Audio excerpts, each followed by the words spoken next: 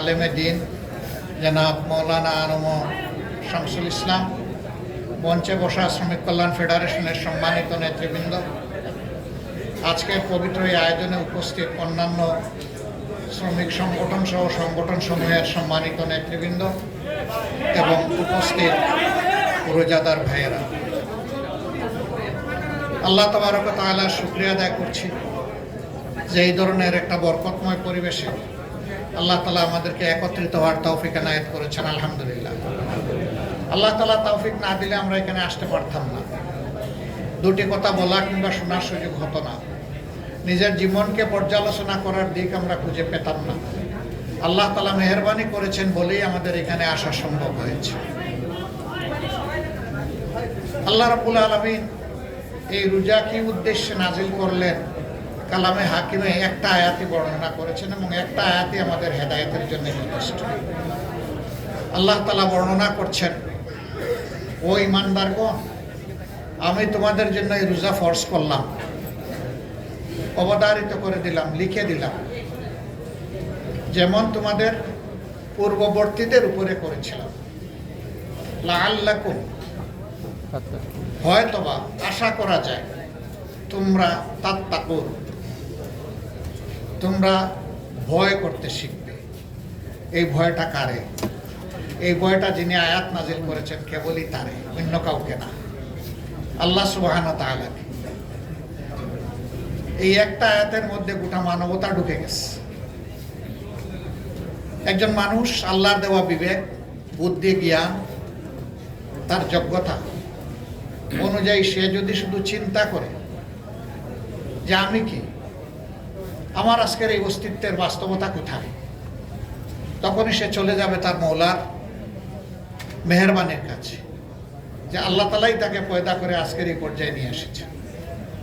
আল্লাহ তাআলাই সমাজে আজকে তাকে এমন একটা অবস্থান তৈরি করে দিয়েছে, যখন সে আল্লাহ তাআলার নিয়ামতের করার স্মরণ করবে, স্বাভাবিকভাবেই আল্লাহর প্রতি তার আনুগত্য, তার কমিটমেন্ট, অঙ্গীকার বেড়ে যাবে।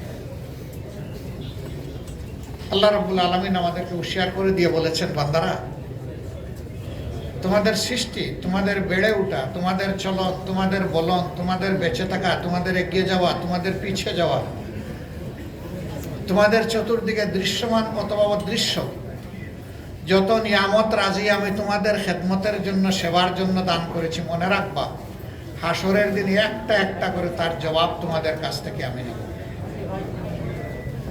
তোমরা এই নিয়ামতের কৃতজ্ঞতা আমার প্রতি আদায় করেছিলে কিনা? বাতাস আমরা চোখে দেখি না, কিন্তু অনুভব করি। একটা বদ্ধ ঘরে সব দিক থেকে এয়ার টাইট করে যদি কাউকে রেখে দেওয়া হয়, কিছু সময় ঘরের ভিতরে যে অক্সিজেন আছে এইটা সে টেনে মোটামুটি স্বস্তির সাথে বেঁচে থাকবে, কিন্তু একটা সময় পরেই তার সাফোকেশন শুরু হয়ে যাবে, শ্বাসরুদ্ধ একটা অবস্থা সে অনুভব করবে। তখন সে একটা ছিদ্র হলেও ওইটা দিয়ে শ্বাস টেনে বাঁচার চেষ্টা করবে। কিন্তু আমরা যখন মুক্ত আকাশের নিচে থাকি, মুক্ত পরিবেশে থাকি, তখন আল্লাহর দেওয়া এই শ্বাসের, এই অক্সিজেনের, এই বাতাসের কোনো মূল্য মর্যাদা আমরা বুঝতে পারি না। করোনা এসেছিল 19 সালে, এরপরে আবার এসেছে 21 সালে। দুই দফা গোটা বিশ্বকে চুবিয়েছে, আমাদেরকেও চুবিয়েছে। অক্সিজেন কি জিনিস তখন বোঝা গেছে। বহু হসপিটালে রোগীদের এত রাশ ছিল, ভিড় ছিল, যে সেখানে ঠাই নাই অবস্থা। মানুষগুলো অসহায়, যাবে কোথায়? বলছে রাস্তায় হলে আমাকে একটা সিলিন্ডার সাথে যুক্ত করে দেবে, আমি একটু শ্বাস নেই, একটু বাঁচার সুযোগ নেই। তখন বোঝা গেছে অক্সিজেন কি জিনিস। এরকম একটা জিনিসের শুধু উদাহরণ দিল, যেটা আমরা দেখি না, যেটা কিনতে হয় না, যেটা আল্লাহ অটোমেটিকলি আমাদেরকে সাপ্লাই ভরপুর করে রেখেছে। এই সূর্যের আলো, আকাশের বৃষ্টি, আকাশের স্বাদ, মাটির বিছানা, মাটির বিছানায় অসংখ্য সম্পদ রাজি আল্লাহ তাআলা আমাদের জন্য তৈরি করে দিয়েছেন। আল্লাহ বলছেন, আমি এই সবগুলার হিসাব নেব।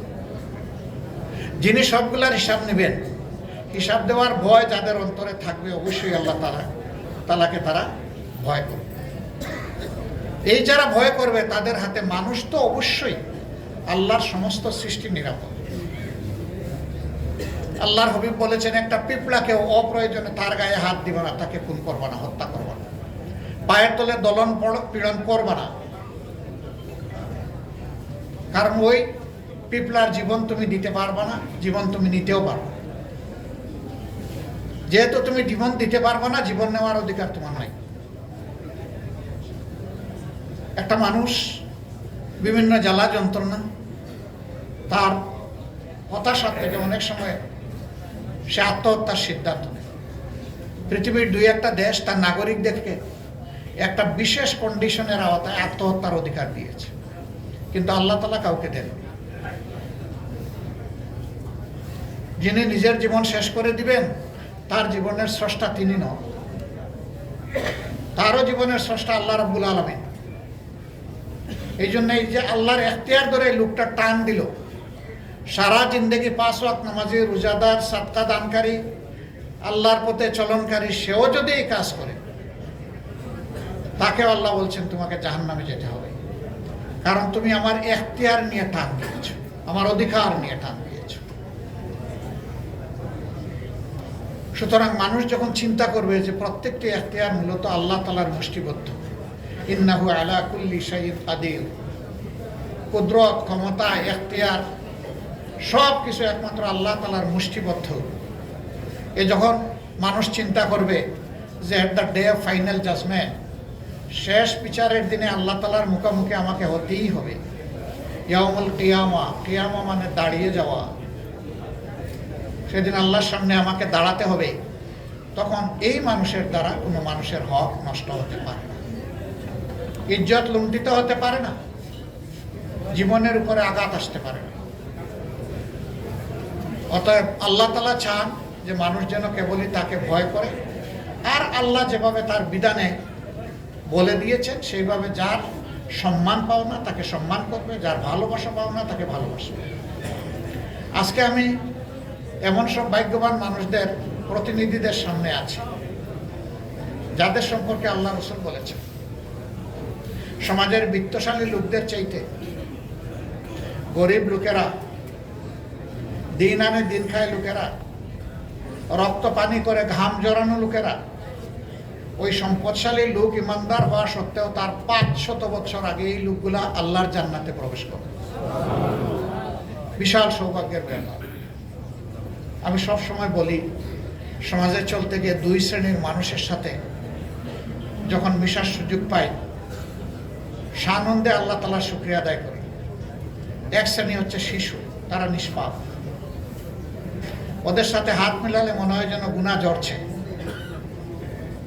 আরেক শ্রেণীর মানুষ যারা ঘাম জড়িয়ে হালাল রুজি করে, তারা।